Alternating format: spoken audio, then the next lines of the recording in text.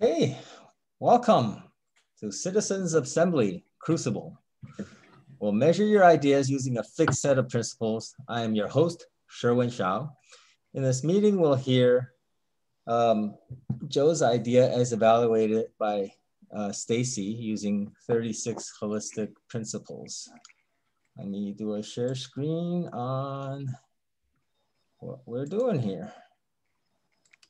Okay. Shall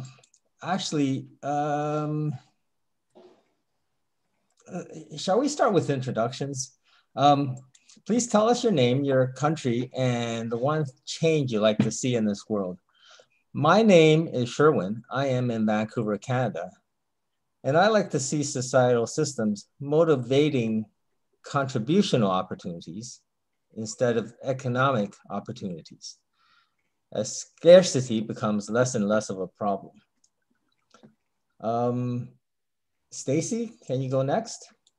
Hi, I'm Staci Gustafson, and I split my time between Northern Michigan and Southwest Texas, and my main focus is holistic community problem solving. Thanks. Awesome. Thank you, Staci. Ricardo, can you go next? Sure. I'm in Austin, Texas. And the one thing that I think that I would wish is that, let's see, how can I express it? That there is a big bang of culture, and that big bang of baby bang, I'm sorry, it's a baby bang of culture. And this is the very beginning, okay, of Genesis AA Aleph. And that is going to change the whole world. Once I figure a way of explaining it in terms that people can understand, it's going to change the whole thing. Awesome. Thank you. Thank you so much, Ricardo. Cynthia, can you go next? Oh, yes. Thank you so much for asking. My name is Cynthia Leonard. I'm a promoter organizer for agora-iop.org. I currently live in Chicago, and I would like to live in a society that showed love and gratitude openly without mocking other people for it or things of that nature. I think we would all be served well to express more love and gratitude as a whole. Thank you very much, Cynthia. Cesare, why are you in the dark?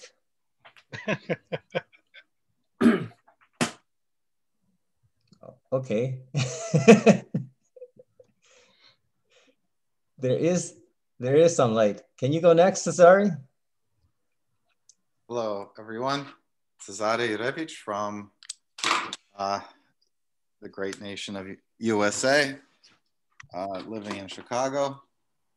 And my main interest is ridiculing overly loving people, and also animal liberation and social economic justice. Thank you very much, Cesare. George, can you go next? Yeah, name is George Jasinski. I'm in Minneapolis, Minnesota. I'm the host of the U.S. Constitutional Convention meetup. And my important thing right now is runaway wealth inequality. Yes, thank you. Thank you, George. Chris. Yeah, I would like to see the principle of democracy applied to all areas of life. I guess that's about it at this point. I have other interests, but since we're focusing apparently on Constitution issues, I'll just leave it at that. Thank you. Perfect. Thank you very much, Chris. And Joe. Finally, Joe. Can you unmute yourself? I'm Joe. I live in the San Francisco Bay Area, and I am really into trying to figure out new systems to reinvent society, democracy, governance, economy, that kind of thing. And a lot of theory, a lot of fun in that regard if you're into that kind of thing. All right. Thank you very much, Joe. And Joe will be presenting today. So I'm gonna share. I have my share screen right now. Our meeting format will go like this. First, the presenter, that's Joe in the middle here, will disregard the top here. That was last week. Presenter reads the idea, and then from the Agora website, and then the reviewer, in this case, Staci, will review that idea, rate it against each of the 36 holistic principles. The presenter will then have time to respond to the principles, potentially agreeing or disagreeing or choosing to improve his idea. Each principle is then highlighted in the chat where the audience comments on the idea in light of that principle. Due to time constraint, sometimes we only select one of the participants to speak out loud because we're going through each of the principles at this time. The presenter will then have 2 minutes to respond to the comments, after which the reviewer will bring up the next principle. Finally, if time allows, we will open up the meeting for a general round of roundtable discussion with all participants. At that time, you can please type hands up and we'll give you a chance to speak in turn. Please do not interrupt each other. At this time, Joe, are you ready to present the idea? Yes, I am. I'm ready. Awesome. I'm gonna stop share. Okay. And does anyone need me to share my screen so you can read the essay as I read it, or would have you able yes, to yourself? Screen share. Screen share? Okay, very good. Okay. All right, everyone. Welcome to my screen. So I want to preface this by saying I'm going to make some assertions here. And that I'm going to state my philosophy here. There is not a plan of action in any of this. I am talking about how we should try to reconsider our view on the issues I'm going to be speaking about. I'm going to assert that I believe some things are rights and ought to be law, regardless of whether or not they're mentioned in the Constitution or any of our laws. I'm going to take that tone with it. So keep in mind, many of the things I say are you're right. I feel it's because they are. It's not because there's some lawmaking body granting you that privilege. I was going to preface this with something else, but I forgot what that was. So I'm going to go ahead and read this, and I'm sure any issues or questions that come up, we'll be able to address them in the course of this presentation. Okay. So this is called Philosophy of the Commons Part 2, Human Innovations and Currencies. Other areas of the commons are human innovations, such as technological innovations and works of art. Inventors deserve a ton of credit, but how can anyone who understands something like the wheel not use it, even without permission? When novel ideas become essential, they need to become public domain. My moral argument is that since copyright is a protection offered freely by the public, it is the public's right not to steal that idea, but to withdraw that protection when it is in their own best interests. Also, in the interest of the public is the incentivization of further innovation through allowing innovators some reasonable amount of time to profit from their idea. There is also the moral argument of respecting the work someone puts in developing that idea, but then there is the moral argument respecting the freedom of others to fabricate the things essential to their lives, even if copying them, or to procure them from an affordable source. Prescription drugs are one such thing. Currency is another human innovation that ought to be understood in the same vein. its essential nature and long history of use ought to relinquish this invention to the public domain as well. And the fact that it is officially forced upon all commerce in our society means that society ought to have complete control of its design and implementation. And further, with fiat currency being imposed upon us, the banking industry has placed itself into a position of trust that none but we, the people, are qualified to fill, making our collective agreements about what represents universally accepted value.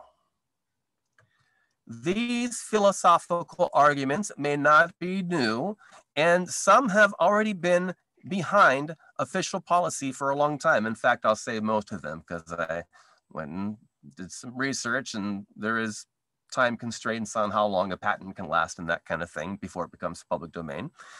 But they all ought to be used as the rationale moving forward for bringing a balanced approach to open sourcing our collective wealth of essential knowledge. Our central banking system needs to dissolve all privately held ownership and control tied to it. Whether it can or will do this, communities and individuals still have a right and obligation to come up with something different for the benefit of all.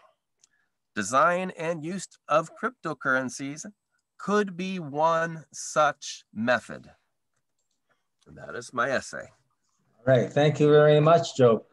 At this time, we will start having Staci go through each of the principles, and as she and Joe, as Staci and Joe goes through each of the principles, it'll give the audience a much deeper understanding of all the issues. So Staci, can you go ahead with number one? Thank you very much. Number one, the holistic principle one asks, does this idea diminish anyone? Does it do any harm? My commentary is, and you can write your comments about whether you believe this idea does any harm in the chat, and we will either read your comment or choose somebody to comment orally. Such great changes as are proposed are likely to diminish multiple sectors of people's lives and our economy. Who will conduct the determination of essentiality and withdraw an inventor's or author's rights or protections? Relating to currency, the idea states, quote, relinquish this invention to the public domain, end quote. Such an action does not guarantee it can implement itself in a beneficial and sustainable fashion. Quote, our central banking system needs to dissolve all privately held ownership and control tied to it, end quote. Without an investigation and plan, it could cause immense harm due to its far-reaching nature. Prepare an analysis of the spectrum of such possible diminishment and make it available in legislation for full transparency and informed decision-making. As the idea is fleshed out, more areas for analysis will likely arise. Diminishment is expected with any movement or change. The goal is to assess the change versus the potential benefit. Okay. So I'll try to address at least one or two of those points you bring up, and thank you for that. First of all, I don't have a down to the last detail idea about how to implement or about what should be implemented. So when I talk about the essential nature of something, I'm going to use maybe some vague comparisons now or some far-reaching ones. Like for instance, you know, downloadable music. Obviously, it's, you know, according to, you know, copyright, and I think there's a moral argument behind it that people ought to pay for that. They shouldn't steal it. If it comes to something like inhalers, you know, really essential things, and there is, say, just rampant price gouging and that kind of thing, I think that collectively we can make a decision that it's right for us to take that patent and use however we want. You know, just compensation or whatever, just claim eminent domain on it. That's my opinion. And what about some of the other ones you mentioned? I'll try to do one more. Is there, let's see, another one here. Another one, our central banking system needs to dissolve all privately held ownership and control tied to it. Yes. Yes. Okay. So the central banking system, of course, the Federal Reserve, it basically prints the money for us and loans it to us at interest, and as if somehow they own that idea. So whether or not they continue to run and own that under the model it's run, I think that we the people have I guess a God-given right to either replace them or just replace the money with something else. That's my opinion. I don't see any comments in the chat, but I do have a question. Okay. Do you have any ideas about how you would change the currency in that fashion? Are you talking about votes for how we're going to establish what we want our currency to represent? Yeah, actually, that's in another one of my essays. My third essay on the commons, having to do with a skeleton idea around how currency would be justified and generated. Yeah, imagine if when you go to vote for something, if the budget for it is already tied in by either the printing of new currency or the spending of existing stores of currency in the treasury. And imagine if as you're casting your vote, you can see exactly what kind of effect that's going to have on the value of your currency if you print more of it or not. I think that's a way to get instant feedback on something that's, very important to people is, how's it going to affect the value of my money? And you believe that, I'm sorry, what? You believe the people will be making these decisions? Yeah, it would tie into a system like that, So I'm imagining that one day could happen. Yeah. Thank you. Thank you. Yeah. All right. Principle 2 asks, does the idea obey the law? This idea appears to remove some rights from some people, yet still protect others. Also, this idea makes a number of statements seemingly about laws, rights, freedoms, protections, and obligations, which I believe in my limited experience are opinion statements and so need clarification, definitions, and honest language to back their statements of legality, rights, freedoms, and obligations. And just to give one example, I give, quote, moral argument respecting the freedom of others to fabricate the things essential to their lives. I believe that is opinion. We're talking about a freedom of others to fabricate the things essential to their lives, regardless of who is holding the right to that. Mm-hmm. Right. Okay. Well, a lot of stuff is already in use as far as how long something can be copyrighted and when that eventually does become the commons, and usually by the time that happens some other invention has supplanted it anyway, and I think that's a good way to go. And again, I'm asserting the moral rights, and I am also asserting that whatever thing our government overlooked is that these things still ought to be rights. I don't think anyone gave us our rights. I think they can recognize our rights, but I think they belong to us regardless. Now, there was another thing in here. You were saying that some people's rights, or some people were having, it looks like, rights taken away or freedoms taken away, and others were having freedoms added. Are you talking about the inventor versus the consumer? This idea appears to remove some rights. That would be that you are going to remove the copyright protections from those people that are deemed having an essential product invention. Yes, essentially, yeah. Not completely, but say more emphasis placed on the public need than there currently is in this country regarding things that, say, we could find some method of deeming essential, like medications. Yeah. One more example here. Since copyright is a protection offered freely by the public, it is the public's right not to steal that idea, but to withdraw that protection when in its own best interest. That's your quote from the idea. Mm-hmm. And I looked up it. This is a quote from the U.S. Copyright Office. Copyright is a form of protection grounded in the U.S. Constitution and granted by law for original works of authorship fixed in a tangible medium of expression. So I think that that is contradictory in that as far as obeying law.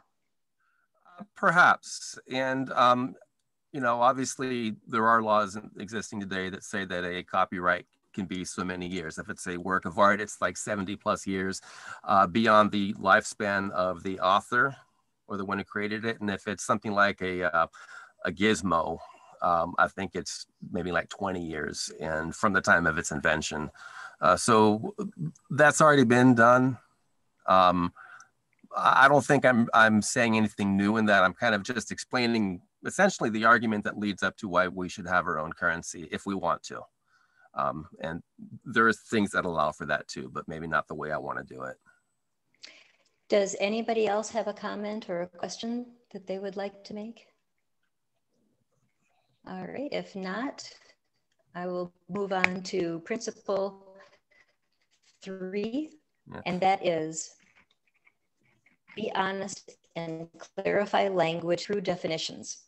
This principle is key in addressing issues in the previous principle. In other words, the use of honest and clear language and definitions will help make the idea of obeying the laws more clear for this idea. Also, follow this principle in preparing the founding documents, governance and management, and where readers are confused, clarify proper documents, etc. Glossaries are key.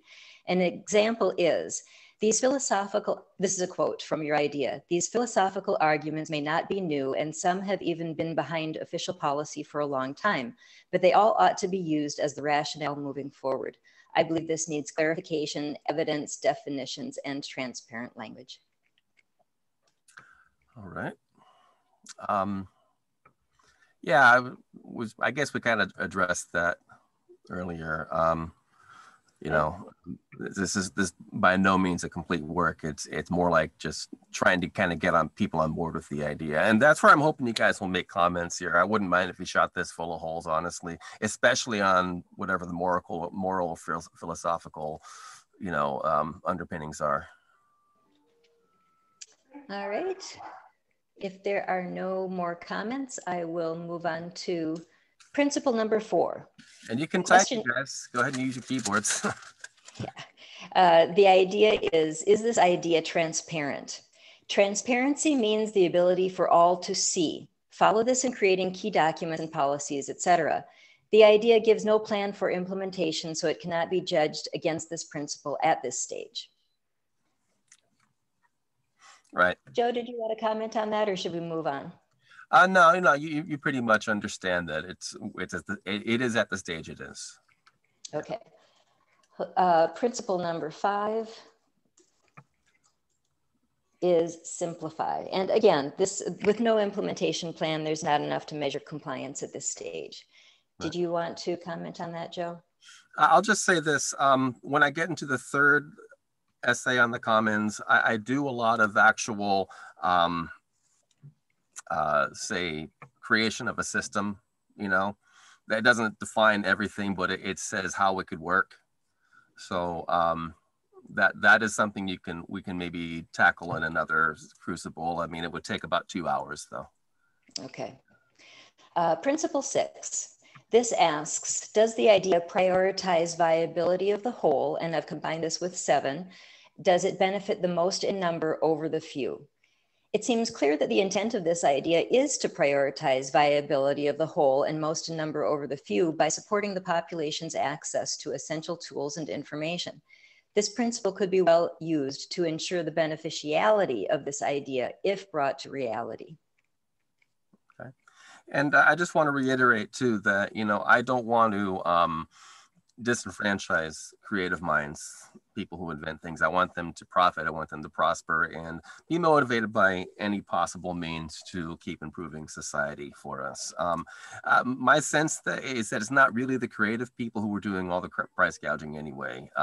That's not a business-minded sensibility to be an engineer or an artist. I think it's more of a, you know, kind of a numbers cruncher. And a lot of those people don't have a sense of, and not to try and paint people into a corner, but have a sense of what society actually needs. Yeah. Does anybody have a comment or question? If not, we will move on to Principle 8, which is include all. This idea seems to consider the inclusion of all in its scope. So that commentary is pretty short. Did you have any comments, or should we move on to 9? Oh, yeah. I guess since we're going to talk about inclusion of all, I want to go back to what I just said earlier. I shouldn't have said data crunchers don't think about what people need. I think they think a lot about it, but I think the more businessly minded people who are looking at just, profit margins and things like that, and, the same CEO who can run a business that has to do with baking can also run a business that has to do with banking, and it makes no difference to them as long as they make a profit. That's the people who I think are kind of like basically tying up things in this capitalistic system. So I might be alienating them a bit, Yeah. All right, Principle 9. This asks, does the idea create choice over exclusive rules? This idea appears to remove a person's choice to avail themselves of some rights that protect others. That's the copyright. However, it creates a choice to influence the currency they use and to use or create inventions and or have access to information that they may have limited access to otherwise. You have any commentary on that?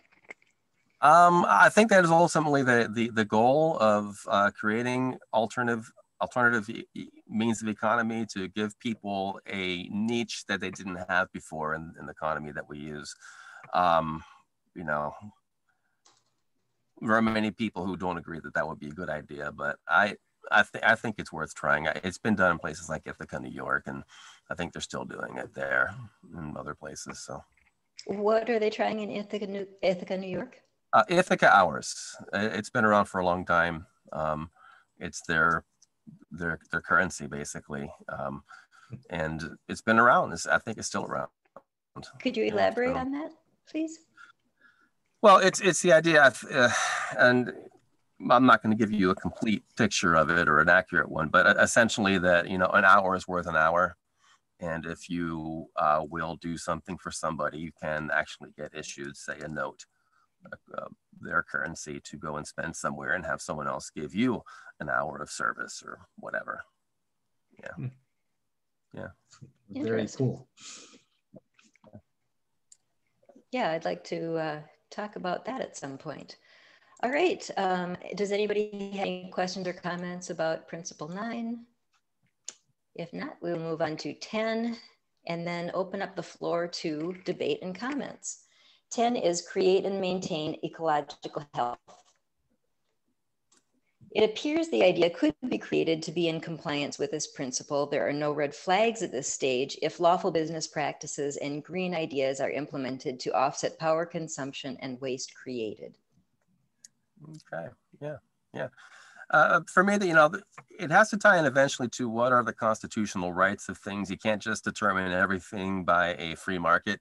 You also have to say, okay, some things are not for sale, some things cannot be taken for any price. And we already acknowledge that there's human rights. We could do better on that. I think we should acknowledge that there are the rights of the environment, that there are things that have just as much value. And if they can't express themselves, then we ought to at least use enough common sense to say, okay, we could be doing harm. Let's not do harm to these things. Let's consider them. So definitely ecology, environment, endangered species, endangered people, all those things ought to have value automatically placed on them. Are you saying that is foreseen within this idea? No, it's foreseen within my third essay, which it is only mentioned. There is not a whole treatise on it. Yeah. Very good. Thank you. Thank you.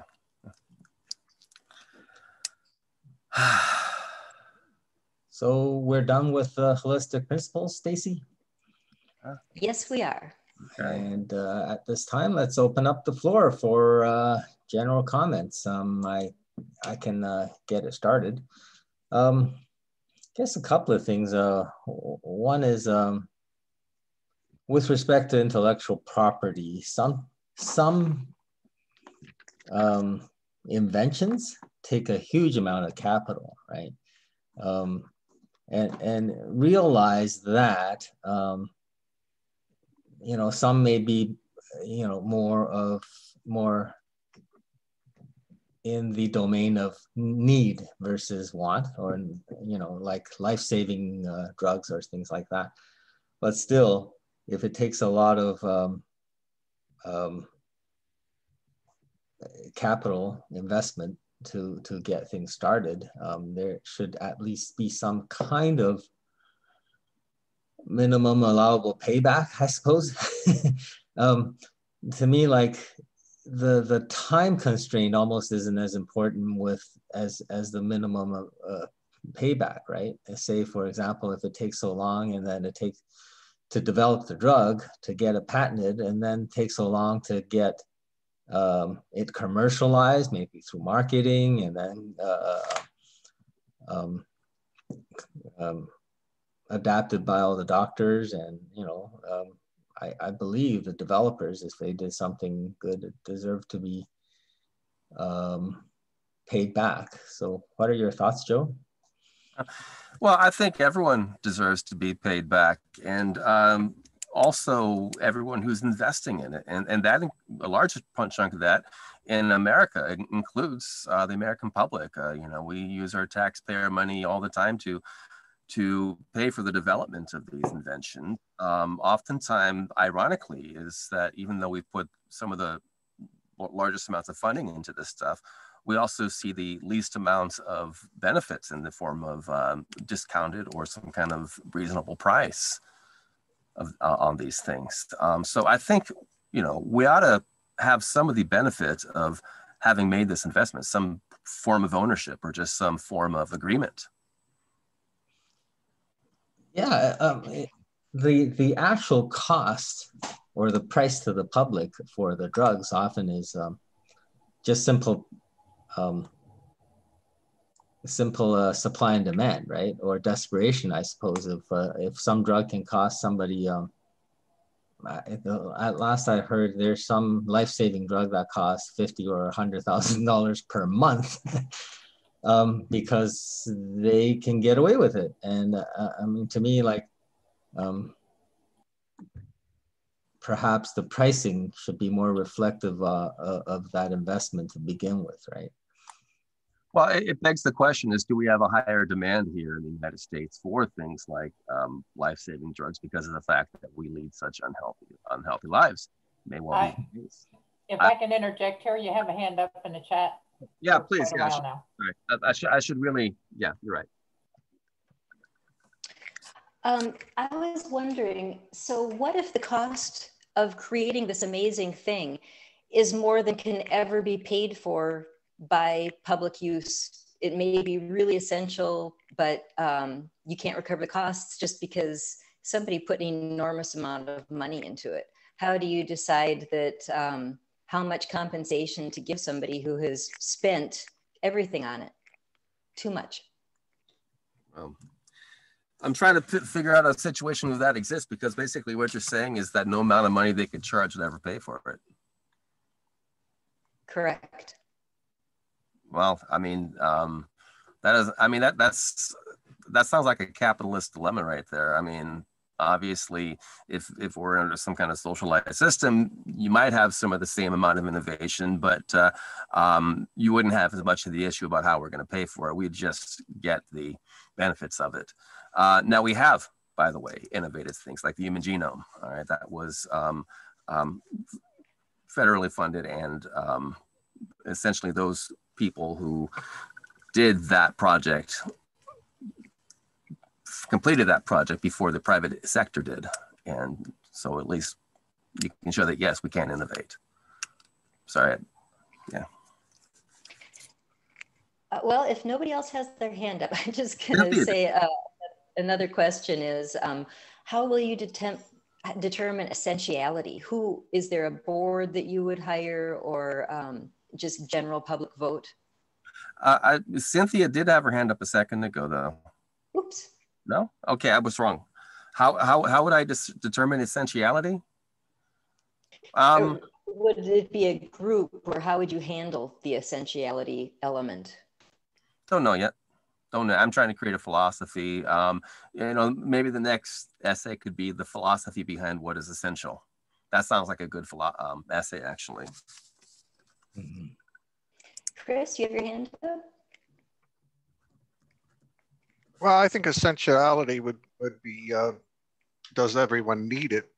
Like utilities, the internet.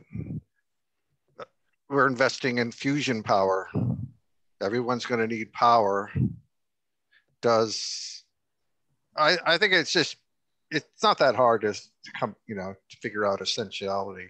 Everyone needs the internet now because business is conducted. Public services are conducted on it. Eventually democracy will be maybe conducted on it.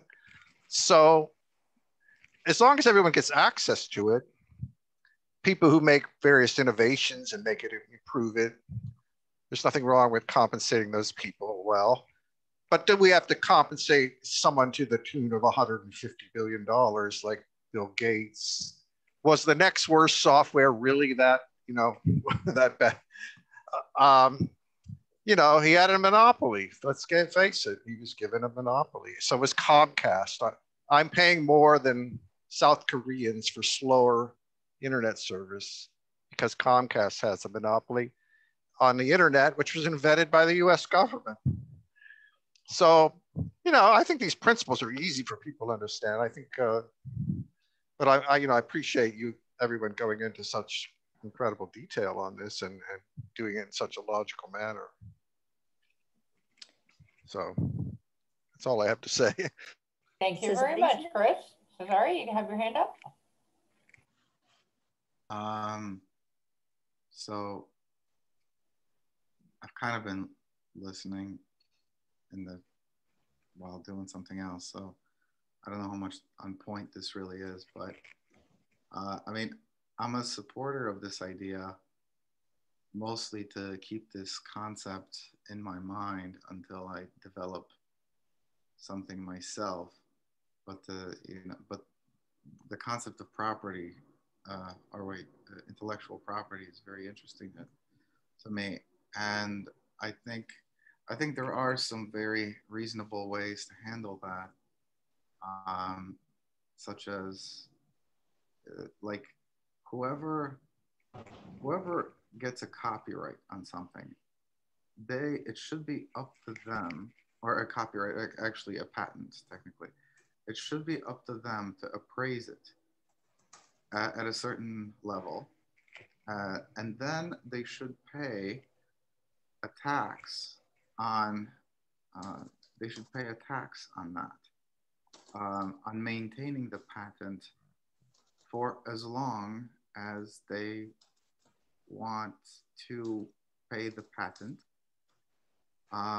unless if there's someone who wants to buy it, if whatever they've appraised it at, if somebody else, some other corporation thinks that they could make much better use of it for the good of society, make much more money from it, then they should be able to buy that patent out from them. I don't know, or for example, let's say you create some kind of widget and you think that it's worth, $10 million, then maybe the percentage of that, you should pay a certain percentage for it every year for holding on to that. And if somebody comes along and they're willing to offer $10 million to buy that patent and make it themselves, they wouldn't actually need to ask your permission. They would just go ahead and do it. And you could take the money or you could not take the money. It's up to you whether you take the money or not, but if they're willing to appraise it that high, then they should just be able to use it. Obviously, they can make better use of it than you can because they're willing to pay that much for it. So there are ways to use market dynamics to solve problems like this. I don't know exactly what those exact figures would be or should be if there's a way to specify that. But so some kind of a mechanism like that can be implemented. I would take more careful consideration. But eventually I want to write something up like that, inspired by Joe's idea. I yield. Your idea inspires me too. I mean, that is absolutely brilliant. What I think needs to be worked through is, you know, benefiting all aspects of society. Right there, you figured out a way to benefit the patent holder. I don't see what this will do though for the public, because the person who buys that patent could then use their leverage to jack up prices or whatever. Because remember, they might be able to pay whatever they want for the tax on the patent. So maybe some additional tax clause for the buyer of the patent, above and beyond what the originator of the invention had put on them. That's an interesting observation.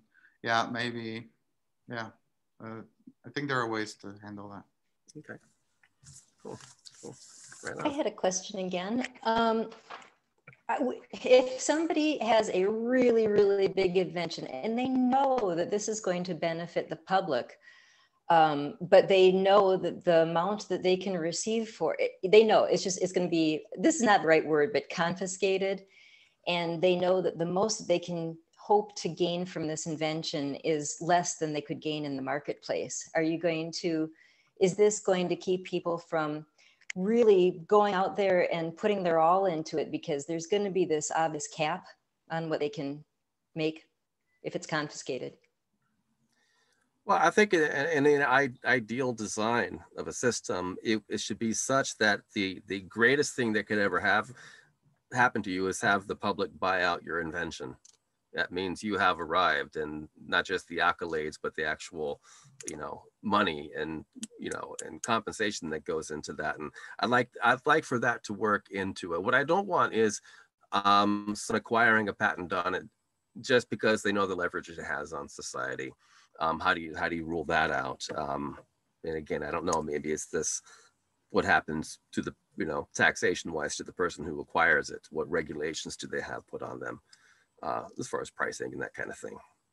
So what can we do to not interrupt progress and innovation, but still be fair?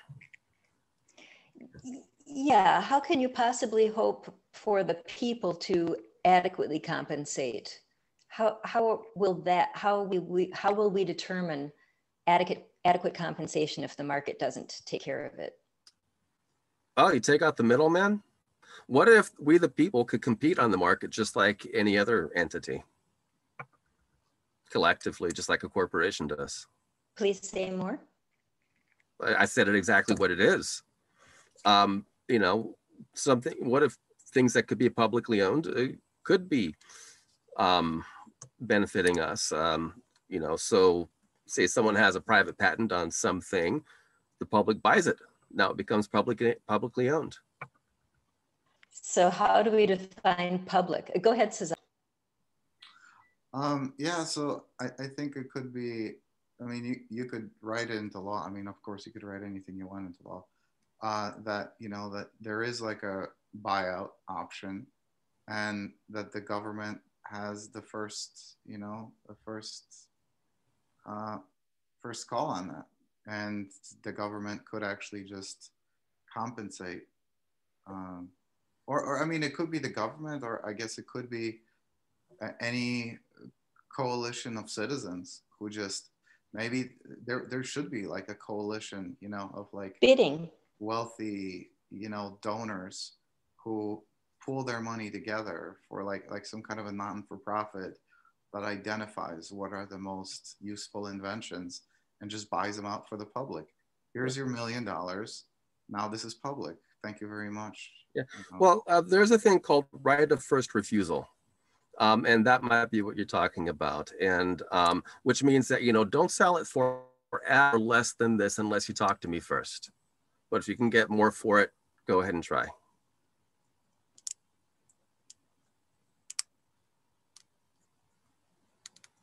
Can you say that again?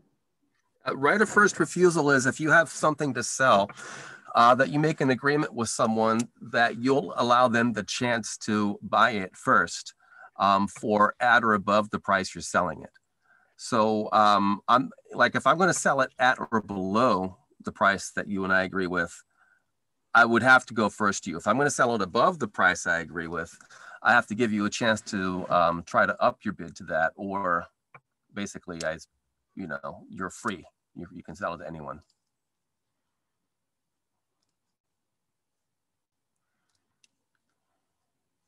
If Cesare, do you have another comment? Okay, I wanted to talk about, you said like people with a lot of money, let's say a millionaire, a billionaire, they can buy out the patent for the public. Well, there's nothing stopping people from doing that now. That's a great idea. How would we, I think this is a great idea. How would we incentivize people? How would we reward people to spend their money on stuff for the public? I just throw that out there to you guys. I think that that's great, a great idea. That actually wasn't my idea. I mean, I think it's great that people would want to do that, to buy something for public benefit, just like they do when they buy, acres and acres of, untouched forest to save for posterity. That's something that private citizens have done. So I don't see why they couldn't buy up patents for the sake of public benefit as well. But I had more the idea that, we, the people operating as a governmental body, whatever, represented by, state, federal, agencies, could buy up things like forests, like we do, to make into national parks, or could buy up things like patents. I'd say, why not? Could do things like, create our own insurance or buy insurance at a group rate, just the same way that your employer does. We should, if we're going to promote capitalism, let's do it all the way and say that, hey, we can be a big player in this collectively.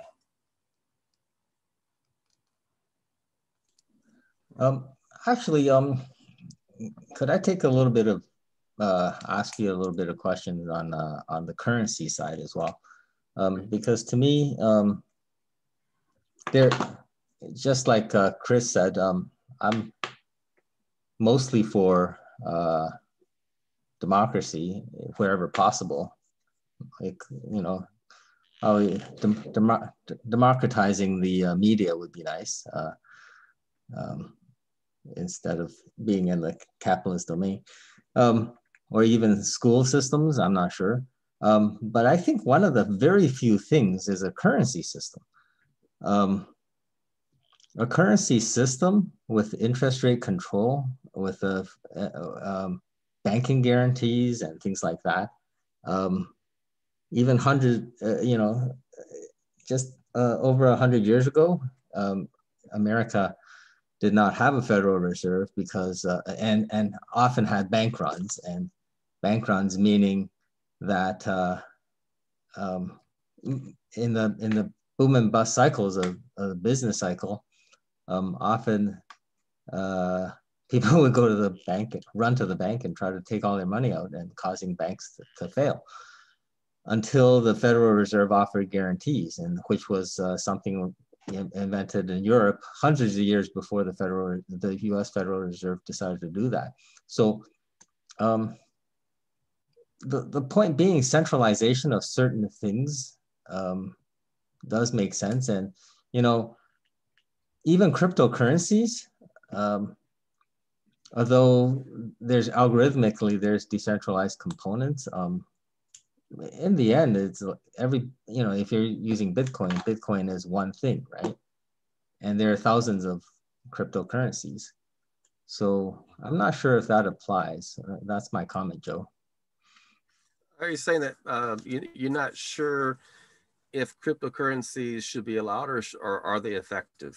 Oh, no, I'm not sure if the domain of currency applies as a intellectual property that should be shared in the, it's a system, right? Currency is a system. I'm not sure if it should be counted as a intellectual property that they're protecting for their own selfish purposes.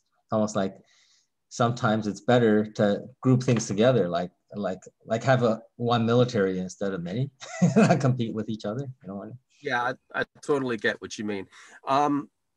Now, thing is that ideally, I think that our treasury and reserve would be completely run and owned by we the people.